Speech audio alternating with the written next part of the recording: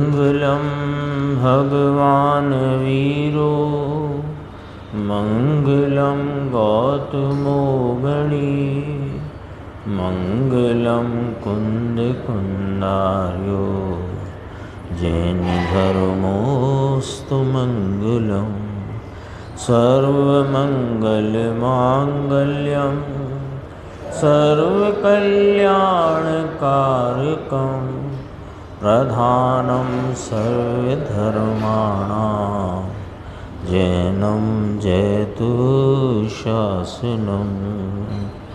मैं नमो तीर्थनायक को, नमो ओंकार वाणी को, नमो उन कुंद प्रभु को जिन्होंने ओंकार धारण की।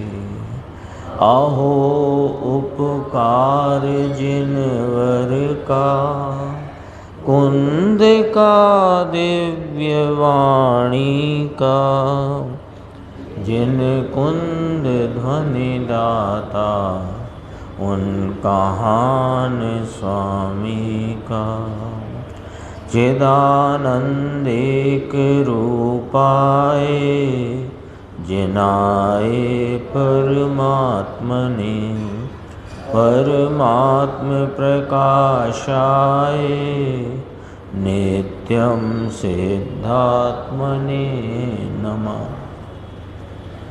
आचार्य योगेंद्र देव कृत यह जो परमात्म प्रकाश नाम का ग्रंथ, इसकी 73 नंबर की गाथा, जिस पर अभी अपन ने आज गुरुदेव श्री का व्याख्यान सुना। कल भी यह चर्चा गुरुदेव श्री लेंगे, अभी तो प्रारंभ ही की थी। और इसमें मुख्यतया जो इसमें विषय आया उसको उन्होंने 38 नंबर की जो शुद्ध भाव अधिकार नियमसार परमागम की गाथा है उसका संदर्भ लेकर स्पष्टीकरण किया है, वो देखेंगे अपन। गाथा सूत्र पढ़ते हैं। कम हम केरा भावड़ा अणु अचेयणु दब्बु, जीव सहाबहम विण्णु जिये नियम बोझई सबु। परमों से संबंधित हैं जो एवं अन्य अचेतन हैं, भिन्न सदा हैं जीव भाव से, नियमे भिन्न जीव भी है। इसमें गलत शब्द छपा है, वो नर ने लिखा है, वो नियमे है ना, उससे मिलता है ये। नियमिम बुज्जहि सब्बु, नियमे भिन्न जीव भी हैं। उत्थानिका में कहते हैं टीकाकार आचार्य ब्रह्मदेव सूरी कि आगे ऐसा कहते हैं कि कर्म जनित रागादि भाव और शरीर आदि पर वस्तु हैं, वे चेतन द्रव्य ना होने से निश्चय नय से जीव से भिन्न हैं, ऐसा जानो। इतनी स्पष्ट व्याख्या है, एकदम सीधी और सटीक व्याख्या की। शुरुआत कहाँ से की ग्रंथ की कि आत्मा के 3 प्रकार कहे, बहिरात्मा, अंतरात्मा और परमात्मा। जो बहिर भावों में, बहिर वस्तुओं में आत्मपना मानता है वो बहिरात्मा, जो अंतर स्वरूप में आत्मपना जानता मानता है, संचेतता है, वह अंतरात्मा। और जो आत्मा के परम भाव को प्राप्त हुआ है वह परमात्मा। ये तीनों पर्याय प्रकार से आत्मा के भेद हैं। और द्रव्य भाव से, ध्रुव भाव से वस्तुपने तो यह जीव यानी कि मैं सदैव त्रिकाल परमात्मा ही हूँ।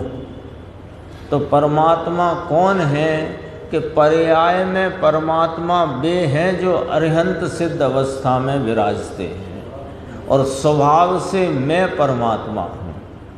तो मैं जो स्वभाव से परमात्मा हूँ वो मैं रागादि भाव और शरीर आदि पर वस्तु इनसे सदैव भिन्न हूँ, ये मुझसे भिन्न है।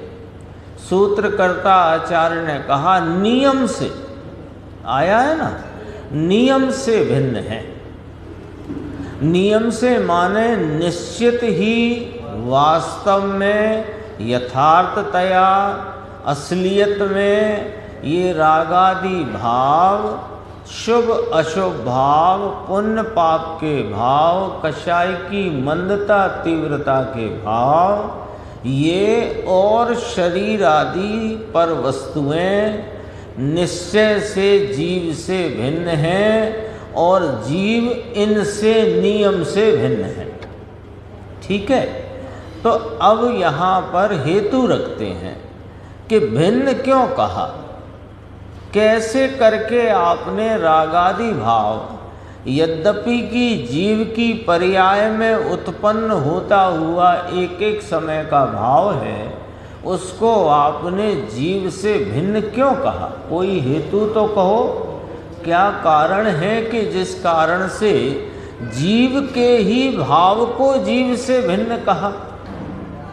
कोई कारण तो कहो कि बहुत स्पष्ट और सीधा न्याय है कि यह आत्मा चेतन वस्तु है और जिसमें चेतनता का अंश नहीं वो आत्मा से भिन्न वस्तु है। तो शुभ अशुभ पुण्य पाप के भाव इनमें चेतनता नहीं है। अंतिम में जब गुरुदेव ने प्रवचन आज का पूर्ण हुआ तो समय सार की गाथा 72 के आधार से भी यह बात स्पष्ट की थी, वो अपन देखेंगे, क्रम में आएगा। तो कहा कर्म जनित रागादि भाव। अब दूसरी बात, रागादि भाव जीव से भिन्न है, यह इसका हेतु, इसका न्याय, किसका न्याय यह है कि आत्मा चेतन वस्तु है और जिन भावों में, जिन वस्तुओं में चेतनपना, मेरा चेतनपना नहीं, वे सब मेरे लिए अचेतन होने से मुझसे भिन्न है। हो गई स्पष्ट एक बात। दूसरी बात कि साहिब इसको कर्म जनित क्यों कहा? क्या ये कर्मों से उत्पन्न किए गए भाव हैं कि नहीं? भाव तो ये जीव की परिणति में अपनी योग्यता से पर कारकों से निरपेक्ष उत्पन्न हुए हैं, तथापि ये स्वभाव से उत्पन्न नहीं हुए, स्वभाव के लक्ष्य से उत्पन्न नहीं हुए, इसलिए इनको निमित्त की तरफ से इतना इन भावों को स्वभाव से भिन्न दिखाने के लिए इन्हें कर्म जनित कहने में आया है। ये देखो जरा बात को, कर्म रागादि भाव को, शुभ अशुभ पुण्य पाप के भाव को जीव के होने पर भी कर्म जनित कहना व्यवहार कथन है। ये व्यवहार कथन है, लेकिन ये व्यवहार कथन शुद्ध स्वरूप को बताने वाला होने से शुद्ध नय के विषय को बताता है। ये विषय कौन सा खोलता है? ये रागादि भाव जीव से भिन्न हैं, तो ये कौन है साहिब कि कर्म जनित है, ऐसा व्यवहार से कहा। ये कर्म जनित रागादि भावों को कर्म जनित निरूपण करने रूप जो व्यवहार है, वह जीव के निखालिस स्वरूप को शुद्ध निश्चय नय के विषयभूत इस आत्मा को बताने वाला है। जो बात स्पष्ट होती है कि व्यवहार नय परमार्थ का प्रतिपादक है। हुआ ना, क्या परमार्थ निकल आया? परमार्थ स्वरूप का, अपना चैतन्य स्वरूप, उसका प्रतिपादक है। ये बात सामने आ गई। ये एक एक शब्द में बराबर अर्थ निकालने की पद्धति अपने को गुरुदेव ने सिखाई है और निकालते भी हैं वे। कर्म जनित रागादि भाव और शरीर आदि पर वस्तु हैं, वे चेतन द्रव्य नहीं होने से निश्चय नय से जीव से भिन्न हैं, ऐसा जानो। अब अन्वयार्थ देखो। हे जीव कर्मणः संबंधिनः भावा, कर्मों से जन्य रागादिक भाव। इसका अर्थ तो हो गया कर्मजन्य क्यों कहा, कर्मों से उत्पन्न नहीं हुए हैं, तथापि यह स्वभाव से उत्पन्न नहीं होते, इसलिए ऐसे विभाव रूप जड़ भावों को कर्म से उत्पन्न किए गए कर्मजन्य हैं, ऐसा कहने में आया है कि कर्मों से जन्य रागादिक भाव और दूसरे अचेतनम द्रव्यम शरीरादिक। अब आदिक में क्या क्या आ जाएगा कि द्रव्य कर्म भी आ जाएगा, शरीर आदि 9 कर्म सब आ जाएंगे और अन्य जीव भी आ जाएंगे। क्यों? वे अचेतन हैं कि वे स्वयं तो चेतन हैं, लेकिन मेरी चेतना से भिन्न होने से वे अचेतन है कहे गए, पर द्रव्य कहे गए। देखो, शरीर आदिक अचेतन पदार्थ, इन सब को नियमेन, नियम से, निश्चय से, वास्तव में यथार्थपने जीव के स्वभाव से भिन्न जुदा जानो। अर्थात ये सब कर्म के उदय से उत्पन्न हुए,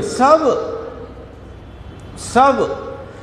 ऊपर तो कहा था कर्मों से जन्य रागादिक भाव और दूसरे शरीर आदिक अचेतन पदार्थ। अब इन दोनों को मिलाकर कह दिया कि ये सब कर्म से उत्पन्न हुए हैं। लो साहब, ये जो टेबल है, ये कुर्सी है, ये शरीर है, ये द्रव्य कर्म है, ये क्या कर्म के उदय से उत्पन्न हुए हैं?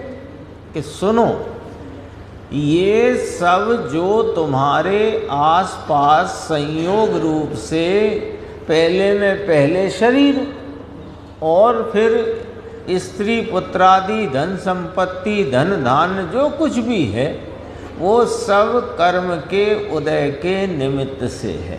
तो कर्मजन्य कहा, उनको भी कर्म के उदय से उत्पन्न कहा।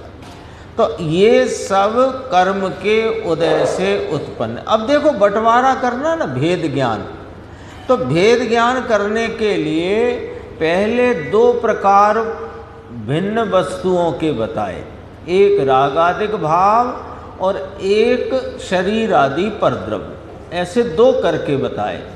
अब दोनों को एक कर दिया, दोनों को एक कर दिया। कि दोनों एक क्यों कर दिया? कि दोनों नामे की कलम हैं, जमा की नहीं। जमा का तो यह अपना ज्ञान दर्शन स्वरूप आत्मा है, तो इन दोनों को अलग करके दोनों को कर्म के उदय से उत्पन्न में डाल दिया। तो फिर सामने क्या बच गया? ये देखो तो सही, शैली कितनी गजब की होती है मुनिराजों की, आचार्य भगवंतों। दोनों को अलग कर दिया, कर्म के उदय वाले कॉलम में डाल दिया, शरीर आदि को भी और परिणति में उत्पन्न होते रागादि विकारी भाव शुभ अशुभ पुण्य पाप को भी। तो फिर बच क्या गया कि ये निर्मलानंद बच गया।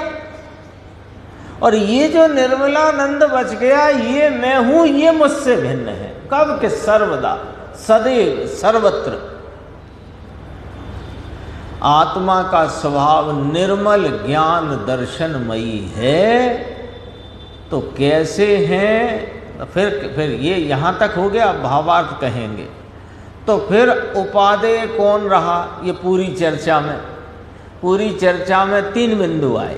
रागादि भाव विकारी पुण्य पाप के परिणाम, और शरीर आदि परद्रव्य, और निर्मल ज्ञान दर्शनमयी आत्मा। 3 आए ना। तो 3 में निर्मल ज्ञान दर्शनमयी आत्मा को चेतन स्वरूप होने से अलग रखा और रागादि भाव और शरीर आदि अचेतन होने से अलग रखा। तो चेतन स्वरूप जो है सो वह मैं हूँ और ये अचेतन रूप रागादि भाव और शरीर आदि मुझसे भिन्न है। हो गया, स्पष्ट हो गया। अब फिर इस दोनों के में ये 3 प्रकार से जो 2 बताए, 3 प्रकार बता करके 2 कहे, स्वयं और पर। तो इनमें उपादेय कौन के स्वयं? तो स्वयं कैसे करके उपादेय है कि सुनो, मिथ्यात्व, अविरति, प्रमाद, कषाय योगों की निवृत्ति रूप परिणाम है। उस समय शुद्धात्मा ही उपादेय है। ले साहब, उस समय होएगा तो तब कर लेंगे। अरे अभी निर्णय करो कि यही उपादेय है। उस निर्णय के अनुसरण में अपनी परिणति में उसका अनुभव करो और अनुभव पूर्वक एकाग्रता द्वारा ये सब भावों से रहित होकर के, निवृत्त होकर के जो बचा निखालिस अपना स्वरूप, जो परिणमित हो गया अपने ही अनंत गुणों के परिपूर्ण भाव से, वो भाव ही उपादेय है। तो शुद्ध आत्मा ही उपादेय कहा और प्रकारांतर से कहो कि सिद्ध आत्मा ही उपादेय है। सिद्ध हो गया ना। देखो ये मिथ्या, तवृत्ति, प्रमाद, कषाय, योग, इन सब की निवृत्ति जब हो आत्मा को, तो आत्मा की दशा का नाम बताओ। सिद्ध। ये 5 ही जो प्रकार हैं ये संसार के ही प्रकार हैं। मिथ्या, तवृत्ति, प्रमाद, पहले में पहला बड़ा, फिर ये क्रम है, जैसे जाते हैं उस रूप से क्रम है, जैसे जैसे अभाव होता है उस रूप क्रम है। मिथ्यात्व, अविरति, प्रमाद, कषाय, योग, इनसे निवृत्त जो जीव का परिणाम है उस परिणाम को क्या कहेंगे राकेश भाई? सिद्ध परिणाम, सिद्धत्व का भाव। तो शुद्ध आत्मा जिसको उपादेय हुआ कब?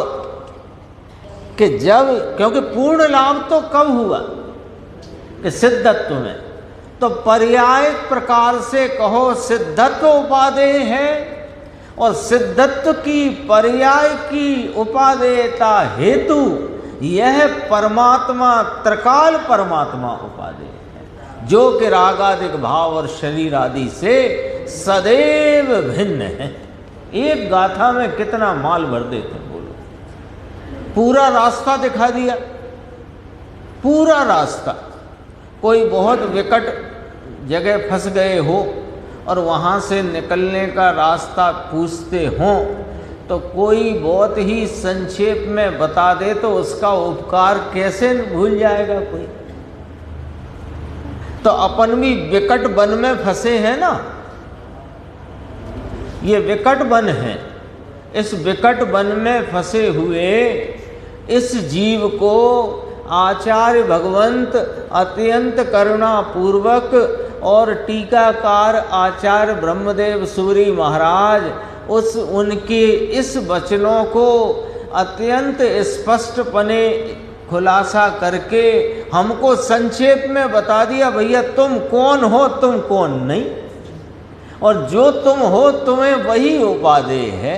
उससे क्या होगा साहब कि उससे तुम्हें आत्मा की पूर्ण लाभ रूप दशा प्राप्त हो जाएगी, तुम अपने घर पहुंच जाओगे। बहुत देखो इसमें फिर गुरुदेव ने जो ली 38 नंबर गाथा वो देखेंगे अपन।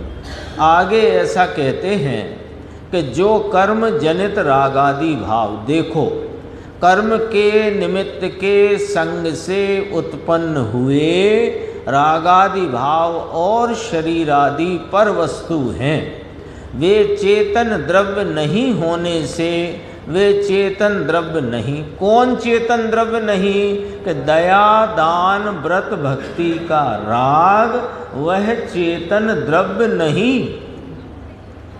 आता है भैया, ज्ञानी को भी व्यवहार नाम ये दया दान व्रत भक्ति के राग का परिणाम आता तो है, परंतु हेय बुद्धि से आता है। ऐसा मार्ग है भाई। तो फिर प्रश्न किया कि उपादेय बुद्धि नहीं है क्या ज्ञानी को? ज्ञानी तो हमें इन परिणामों में बहुत मगन होकर झूमते दिखाई देते हैं।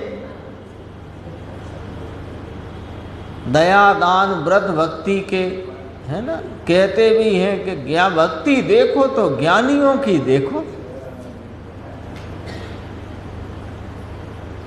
हमें तो वे उसमें और ज़्यादा लगन से लगे दिखाई देते हैं कि वो जो तुम्हें लगन दिखाई देती है वे छूटे रह करके उसमें बरतते हैं होते हुए परिणाम में।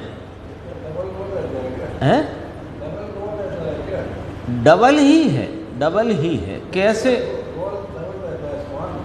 मैं समझ नहीं पाया। हाँ, ये दृष्टि का कमाल है। दरअसल में ये स्वभाव पर दृष्टि जमी हुई है, स्थिर है, अटल है। अपने ज्ञानानंद, अपने वीतरागी स्वभाव पर मैं पने का, अहम पने का, उसमें विश्वास का भाव एक दृढ़ता से स्थापित है। तथापि अभी कमजोरी के कारण अस्थिरता में ऐसे रागादि भाव होते हैं, वर्तते हैं और उनमें वे वर्तते हुए दिखाई देते हैं, लेकिन उससे जुदा रहकर, भिन्न रहकर, न्यारे रहकर के वर्तते हैं। हाँ, साधक की अवस्था वास्तव में समझना कठिन है।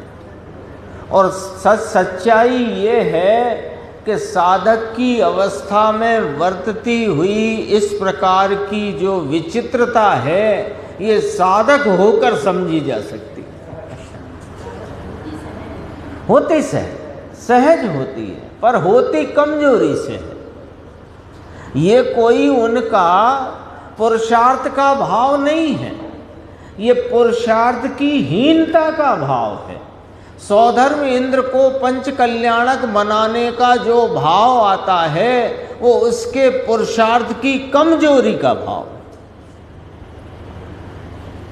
वो कोई पुरुषार्थ का भाव नहीं है, वो अपने स्वरूप में रह नहीं पाता।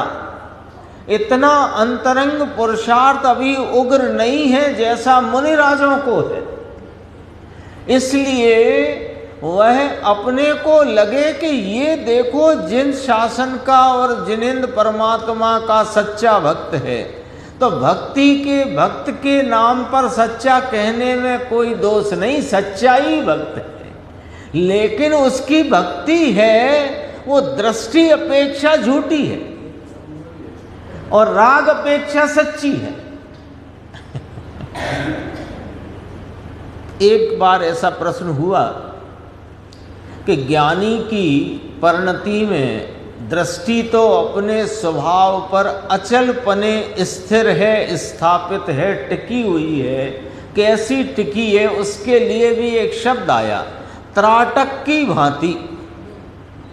एक योग में त्राटक क्रिया होती है नेत्र योग की, तो उसमें ऐसे सामने दीपक की ज्योति जलती हो और बीच में कोई एक ऑब्जेक्ट बिल्कुल बारीक हो और आँख, ये इनकी ऐसी दृष्टि मिलाकर रखना कि वह बीच का ऑब्जेक्ट और दीपक की ज्योति वो आँख से ओझल नहीं होती, आँख झपकती नहीं, उसका नाम है त्राटक योग। ऐसी ज्ञानी की दृष्टि अपने स्वरूप पर त्राटक की भांति लगी हुई है। उसकी दृष्टि में से, प्रतीति में से, अहम पने में से, विश्वास में से ये गायक भगवान कभी ओझल नहीं होता। तथापि उसको अशुभ राग भी आते हैं, ये जान लो, बस इसकी चर्चा नहीं करते हैं। पर शुभ राग भी बहुतायत से आते हैं। तो किसी ने प्रश्न किया कि साहब ये तो कथनी और करनी में फर्क है। तो उसका उत्तर आया कि जिसकी कथनी करनी में फर्क हो वही साधक होता है। जिसकी कथनी करनी एक है वे तो अरिहंत सिद्ध हैं या कि मिथ्या दृष्टि है। मिथ्या दृष्टि की कथनी करनी एक है, राग को अपना मानता है, राग में लिप्त रहता है। और अरिहंत सिद्ध साध्य भाव को प्राप्त ऐसे जो परमात्म दशा में रहने वाले, उनके तो निजानंद रसलीन, तो उनकी कथनी करनी में भेद नहीं। कथनी करनी में भेद तो साधक के होता ही है। अरे साधक दशा बराबर कथनी करनी में भेद। बातें अद्भुत हैं। देखो, उपादेय बुद्धि नहीं पूछा तो गुरुदेव श्री जवाब देते हैं, उपादेय बुद्धि नहीं, उपादेय तो परमात्मा शुद्ध चैतन्य घन है। त्राटक की भांति दृष्टि लगी हुई है। अभी चर्चा करी ना अपन ने। देखो अब नियम सार की 38वीं गाथा, ये जरा और ऊंची बात गुरुदेव ने यहाँ पर प्रस्तुत करी इसी संदर्भ से।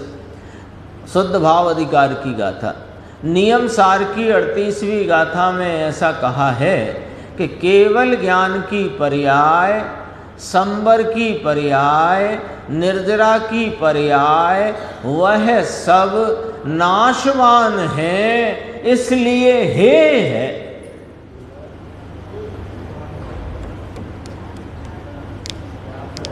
सम्यक दर्शन की पर्याय हे है। संबर कहा कि नहीं कहा?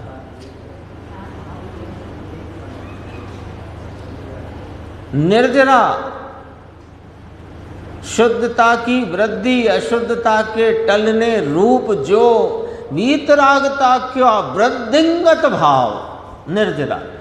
संक्षेप में निर्जरा शब्द का व्याख्या करना हो तो शुद्धता का अथवा वीतरागता का वृद्धिंगत भाव, उसका नाम निर्जरा। निर्जरा हे है, मोक्ष हे है, केवल ज्ञान हे है। ये क्या कहते हो साहब? अरे इस आत्म वस्तु की उपादेय पने में वह सब हे है। क्योंकि जब तक इनकी भी उपादेयता होगी तो यह चैतन्य परमात्मा परिणति में अपने वैभव की प्रकटता से दर्शन देगा नहीं। तो राग की तो बात दूर करो कि ये वाले राग से हो जाएगा, करण लब्धि के राग से आत्मा मिल जाएगा। भूल में हो भाई साहब, राग से आत्मा मिलता नहीं।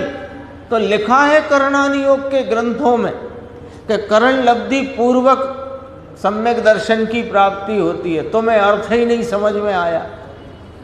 करण लब्धि से प्राप्ति होती है ये लिखा कि करण लब्धि पूर्वक लिखा।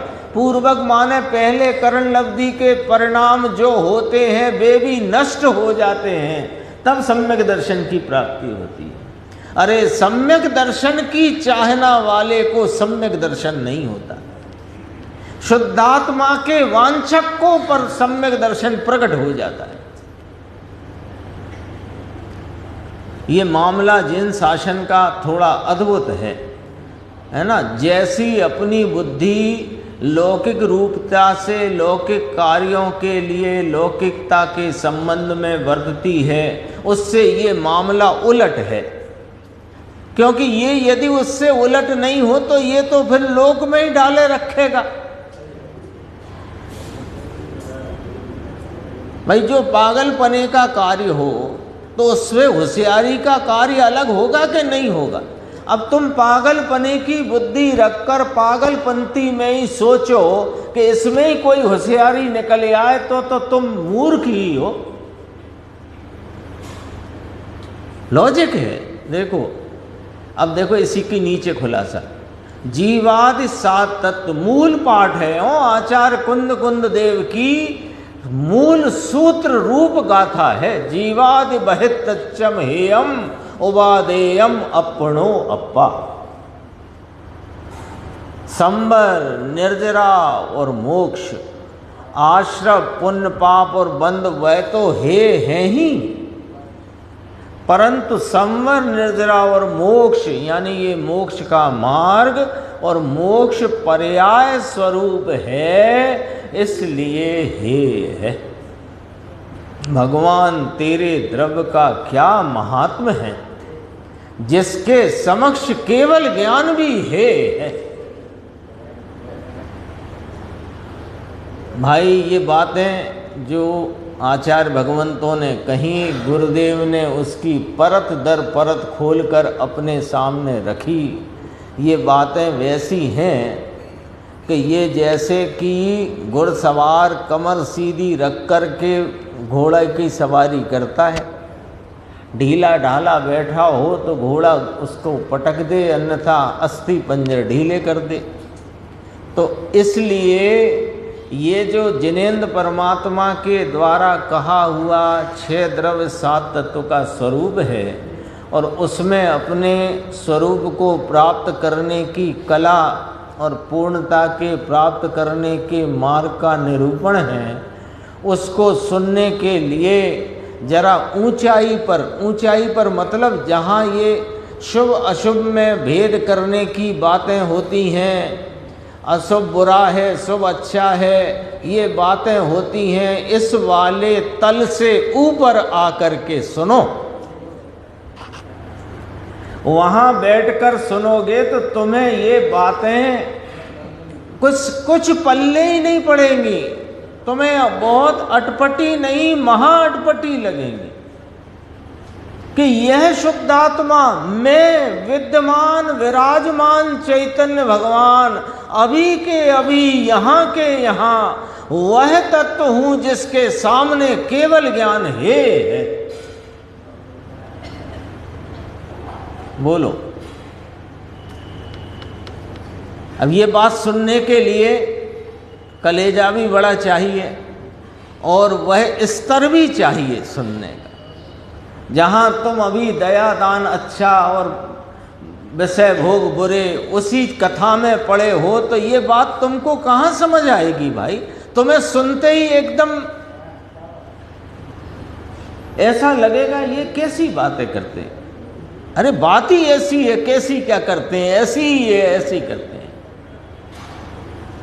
एक बार विचार करके देखो, सब लोग एक बार विचार करके देखो तो सही कि क्या मैं ऐसा पवित्र स्वरूप, निर्मलानंद ज्ञान दर्शन स्वरूप, ऐसा चैतन्य विद्यमान विराजमान तत्व हूं कि जिसके आगे केवल ज्ञान है। विचार तो करो, अपनी महिमा नहीं आए तो कह देना। अभी इसी वक्त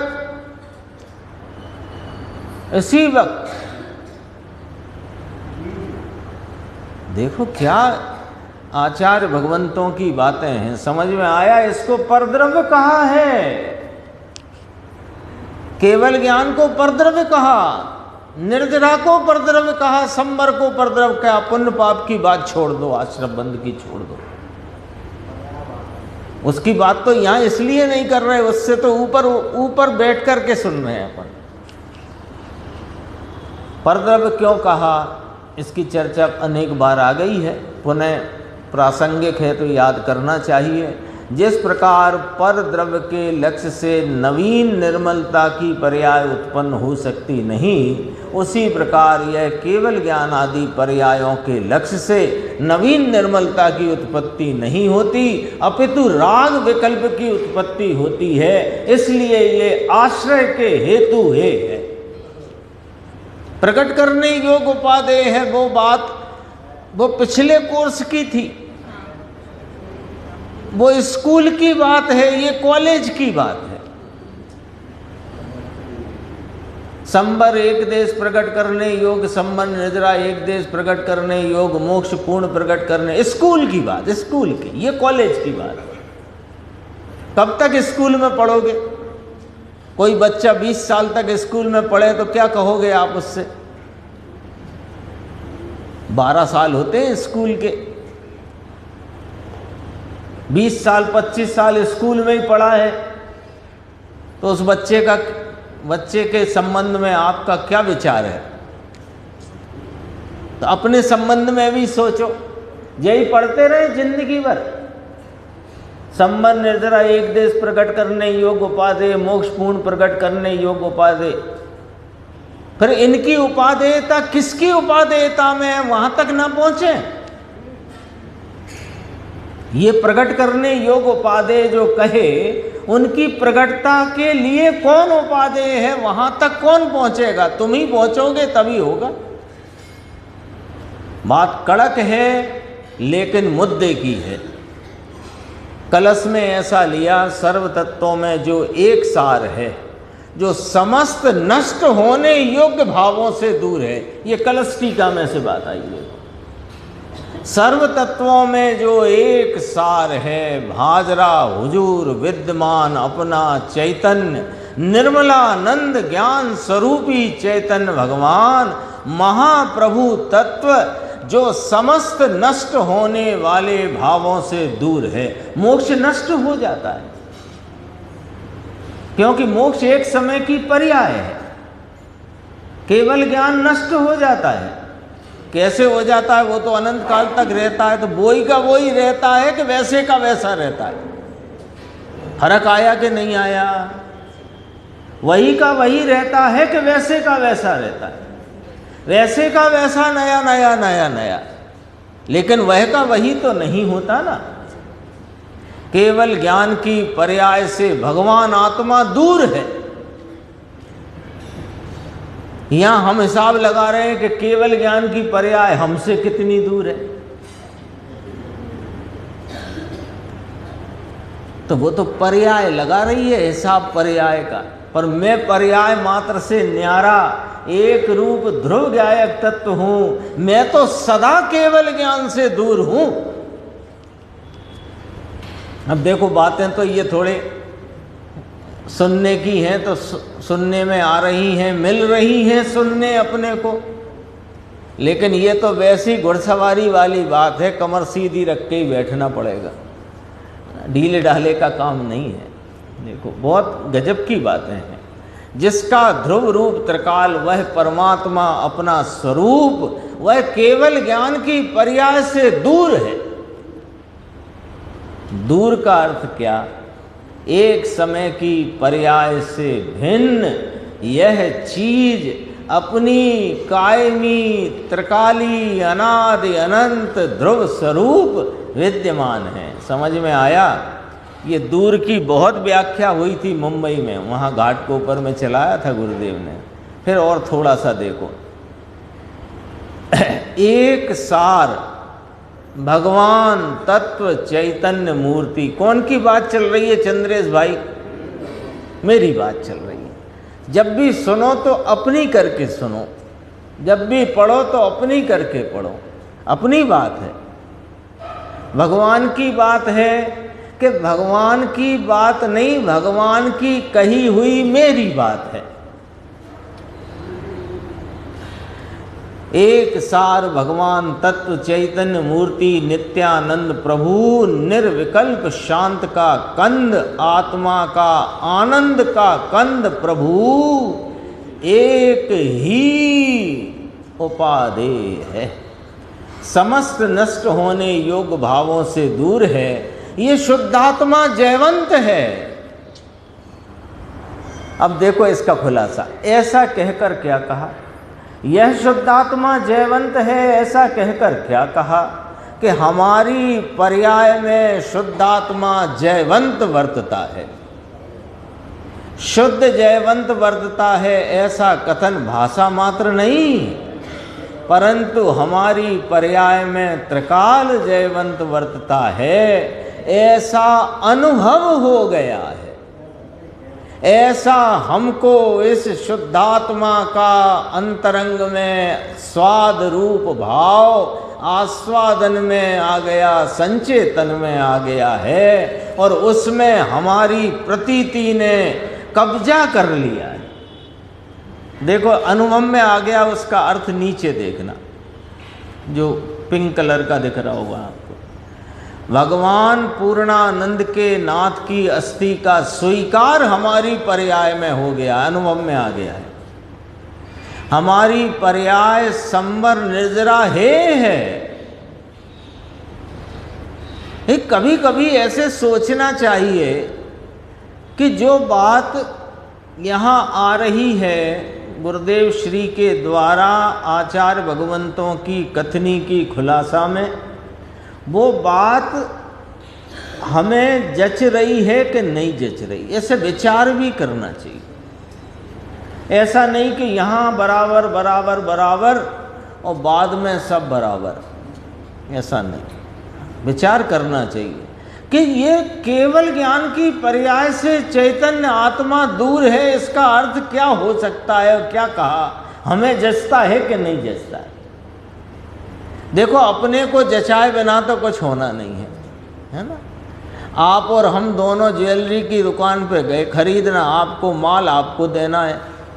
अब आप हमसे पूछते रहे ये वाला लें कि ये वाला लें, तो हम तो आपका ही मन देख के कहते रहे यही ले लो यही ले लो। हमें क्या करना, ना हमें पैसे देना ना हमारे घर में माल आ रहा।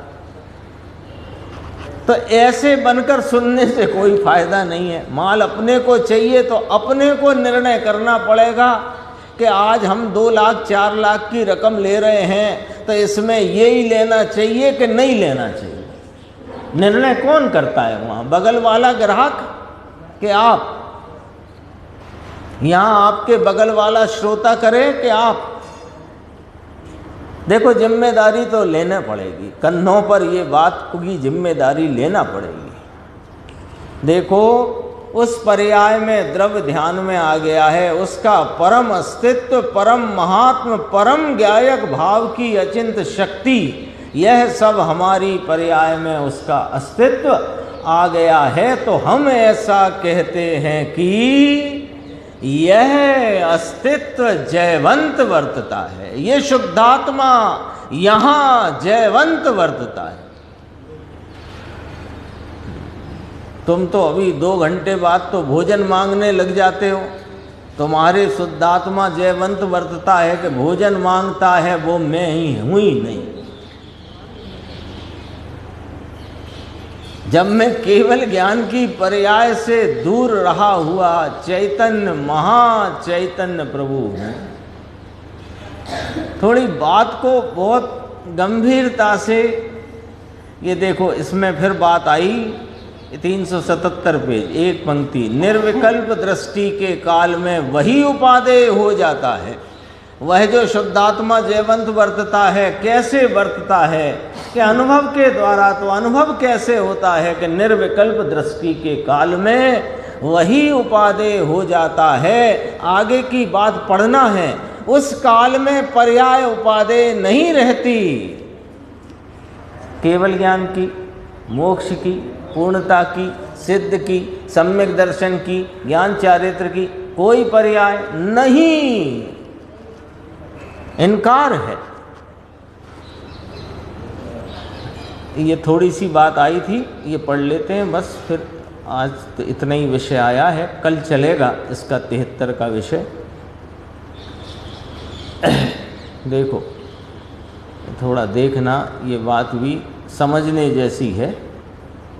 लोगों ने तो और ये प्रेमचंद जी का लेख आया है।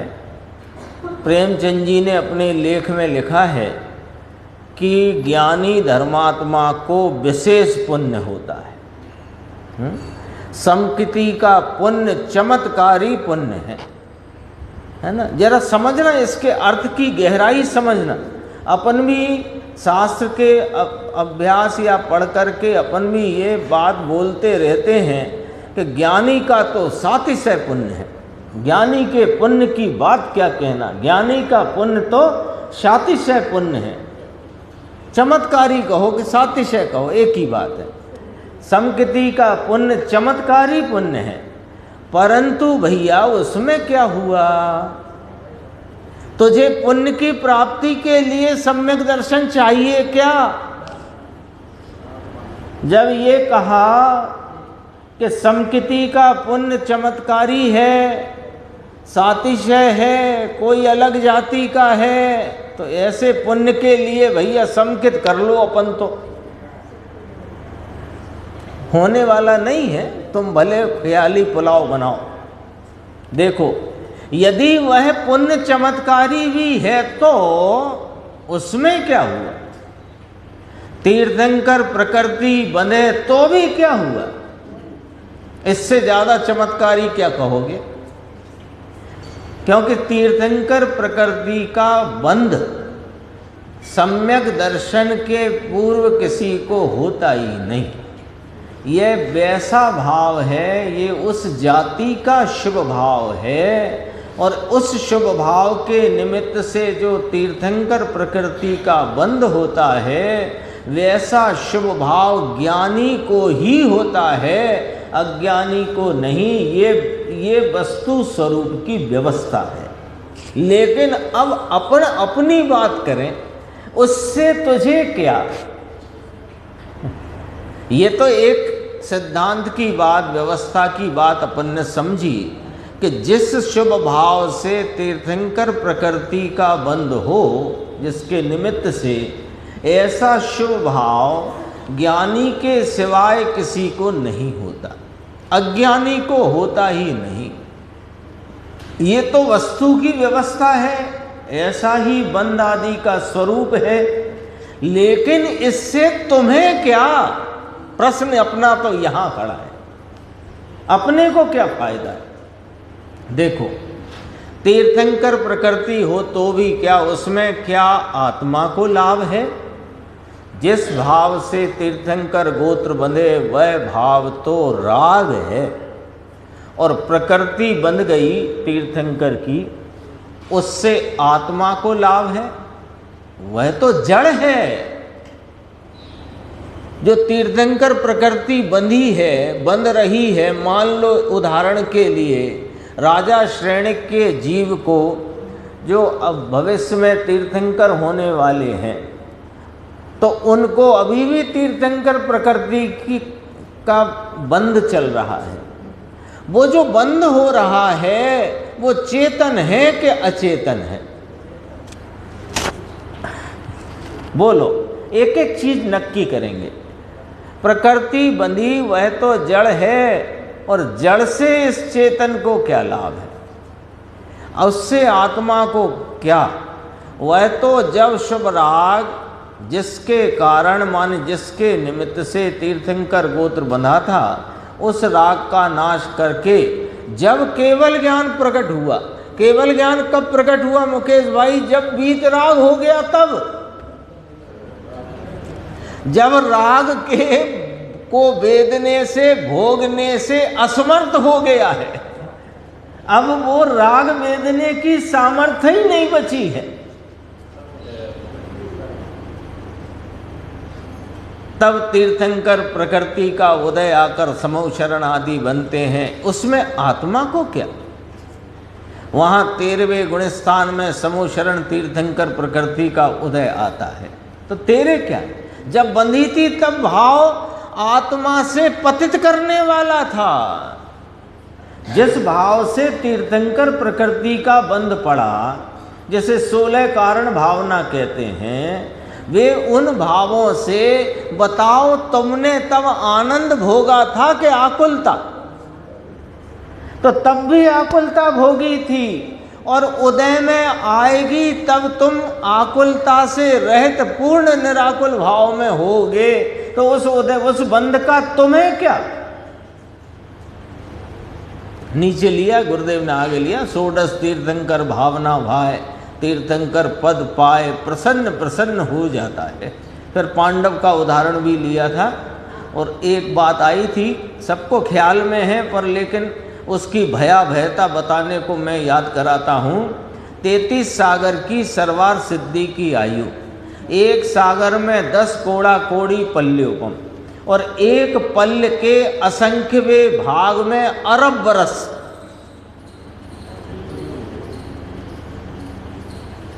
समझ लो, पांचों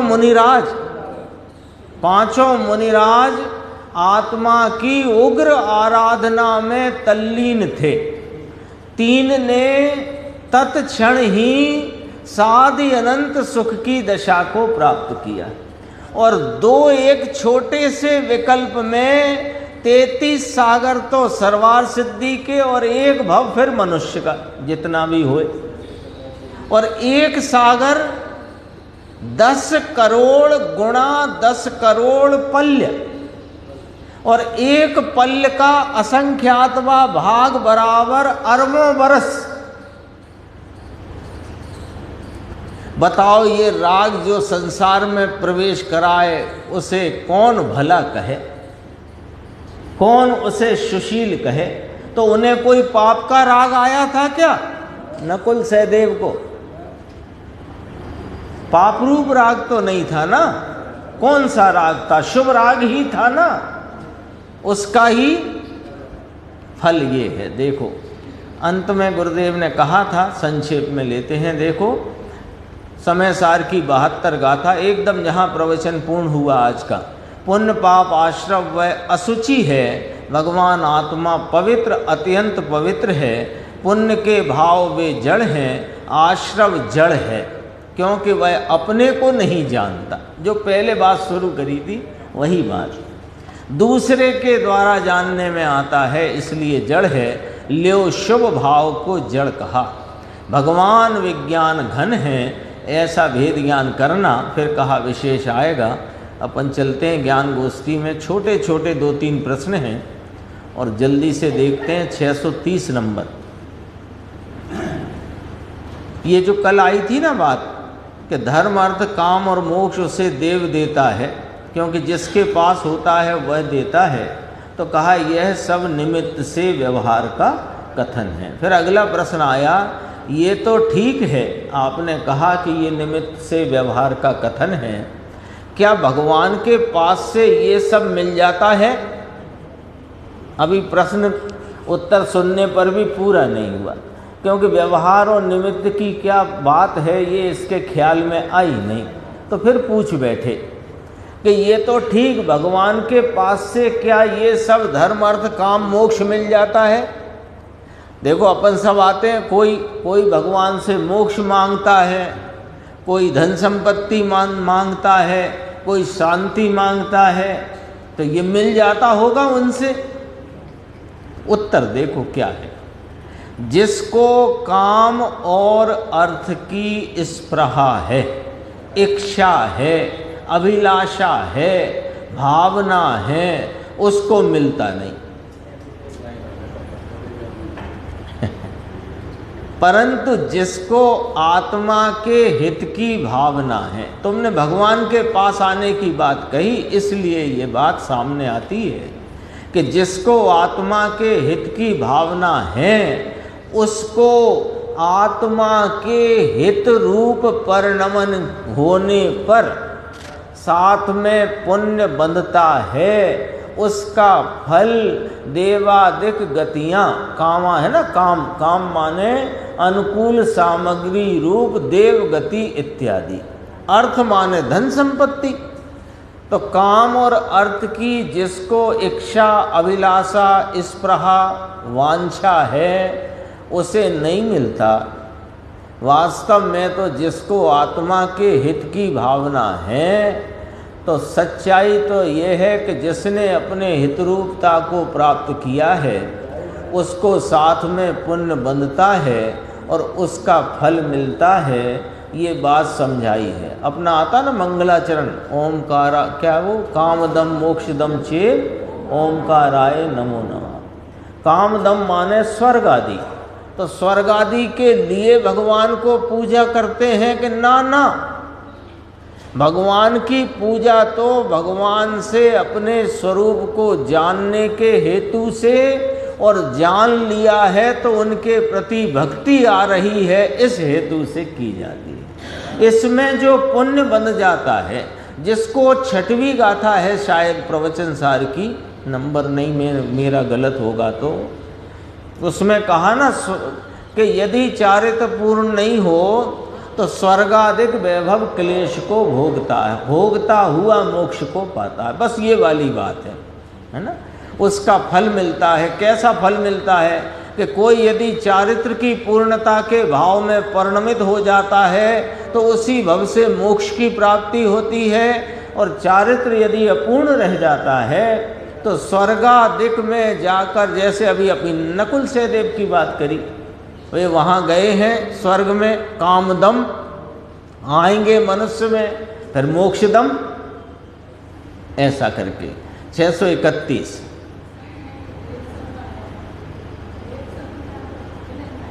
है हाँ, भाग्य है देव शब्द का ये है ना, धर्म अर्थ काम मोक्ष उसे देव देता है। तो देव में यहाँ जो देव देता है उसमें भगवान की बात कही है, क्योंकि अगले ही प्रश्न में है भगवान के पास से क्या ये सब मिलता है। वो दैव होता है जो आप कह रहे हो ना, भाग्य, वो दा के ऊपर 2 मात्रा लगती है, दैव होता है वो भाग्य, और देव हैं ये, और एक देवादिक गति के देव हैं, वे तो खुद ही मांगते फिर रहे हैं। देव तो ये जिनसे मांगने आया है ना, दाता और याचक। तो देव जो दिव्य गति में देव कहे ना, जो स्वर्ग आदि के, वे याचकों में आते हैं। ये देव अरिहंत देव, ये अगला प्रश्न से कम बात पूरी हो जाती है ना, भगवान के पास से मिलता है। 631 वो दैव शब्द है, दा के ऊपर 2 मात्रा।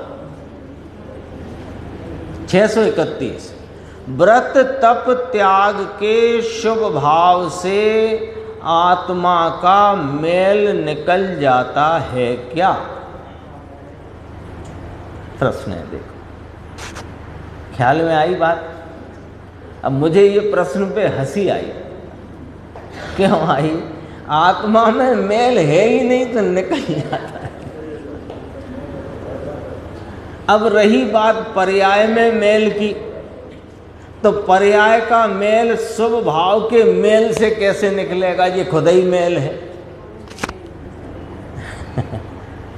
शुभ भाव क्या है? मेल है कि निर्मल है?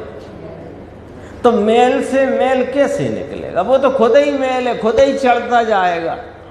और रही बात द्रव्य स्वभाव की, तो उसमें मेल है ही नहीं। अभी अपन ने 73 गाथा पढ़ी परमात्म प्रकाश की। देखो उत्तर, देखो गुरुदेव का नहीं। गुरुदेव के उत्तर की एक शैली बड़ी गजब की है कि एक शब्द में अथवा 2-2.5 शब्द के वाक्य में जवाब दे करके फुर्सत फिर खुलासा कर देते। नहीं, अब इसका जवाब देख लो। व्रत तप त्याग के शुभ भाव से आत्मा का मेल निकल जाता है क्या? नहीं, ये तो राग है। इस व्रत तप आदि के राग को अपना मानना, लाभ रूप मानना मिथ्यात्व है, अपराध है, भ्रम है, भ्रांति है। 632 साधारण जीवों को ये व्रतादि करना तो ठीक है ना। अभी देखो आत्मा की निर्णय के लिए, आत्मनात् वस्तु के निर्णय के लिए हम उद्यमवंत तो हैं, पर अभी आत्मा की प्राप्ति नहीं हुई है। तब तक हम तो साधारण जीव कहलाए ना, साधक तो नहीं कहलाए, साधारण ही कहलाए।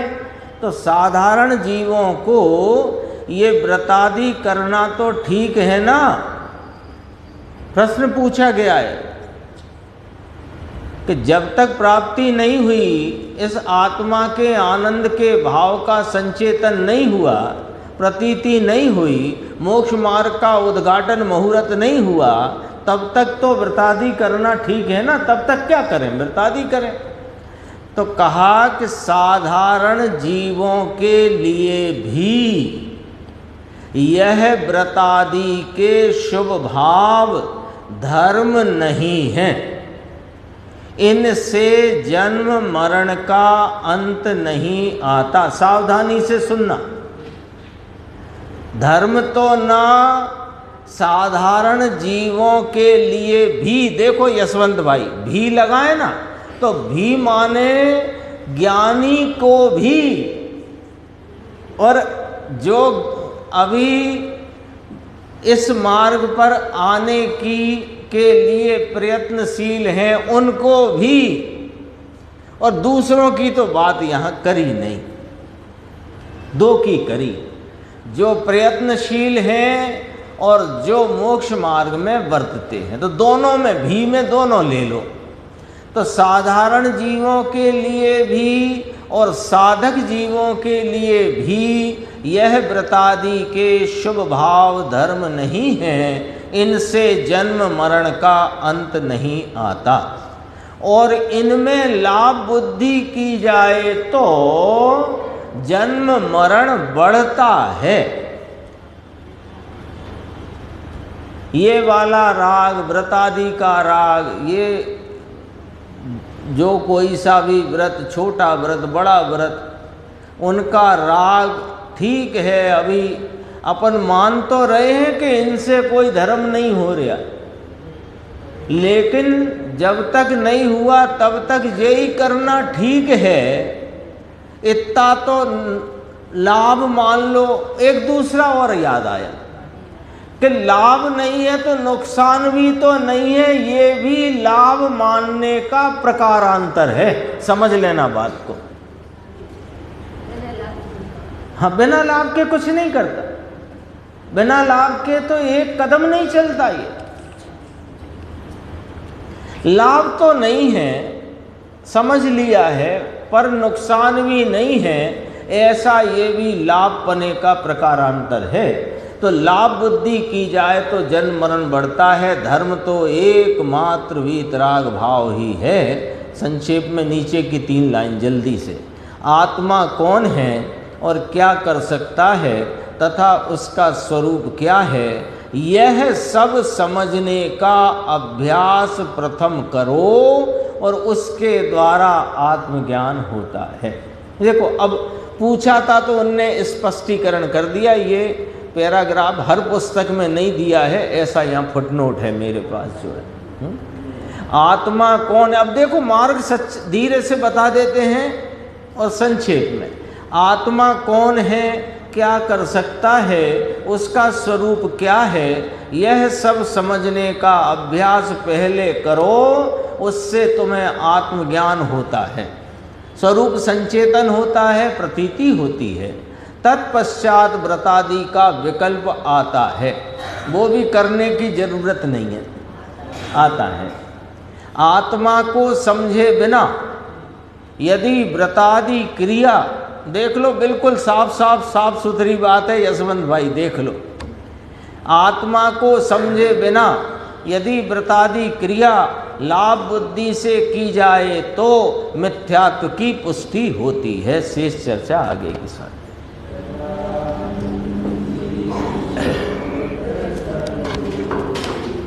अभिना